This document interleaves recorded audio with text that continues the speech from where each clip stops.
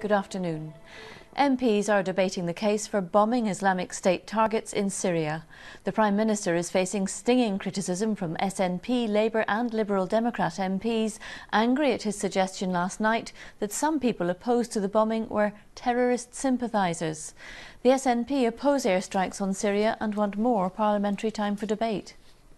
Every member of Parliament in this House has the right to represent their constituents on an issue of such importance, and our constituents have the right to listen to their MPs on something like this. This is no way to do business, Mr Speaker, and we remain very disappointed that the Government has not listened to more time for this debate. We must pursue a comprehensive strategy that also includes political, diplomatic and humanitarian action.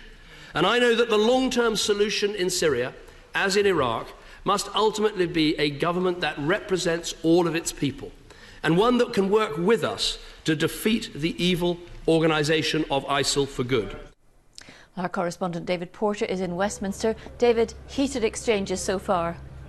Yes, Sally, passionately held views on both sides of the argument, and indeed strongly held views both inside and outside of the House of Commons. This is a very important day for Westminster, and to some extent it has set the tone of the whole debate. David Cameron set out his view why military action should be extended to include action against so-called Islamic State in Syria, but there has been very real anger at comments he made to Conservative MPs last night, where he described those who opposed military action as a bunch of terrorist sympathisers. That has caused very real anger amongst a number of opposition MPs. Among those calling on David Cameron to apologise today was the SNP's Foreign Affairs spokesman Alex Salmond. He described the comments that David Cameron had made as an insult. And certainly as David Cameron put his case to the House of Commons, numerous interventions calling for him to retract what he'd said.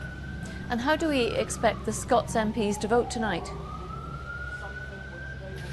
Yes, there are 59 MPs in Scotland. We already got a pretty good idea of the way that they will vote tonight. Two of them, David Mundell, the Scottish Secretary, and the Liberal Democrat Alistair Carmichael, his predecessor as Scottish Secretary, will vote with the UK government on this for military action in Syria. The rest, the 57, they will vote against it. So a lot of Scottish MPs are saying that overwhelmingly those who represent Scotland here at Westminster are totally opposed to this idea of military action. We will get the vote at about 10 o'clock this evening. I think there is very little doubt that the Prime Minister will win, that there will be a vote for military action against Syria. But feelings are running pretty high here at Westminster.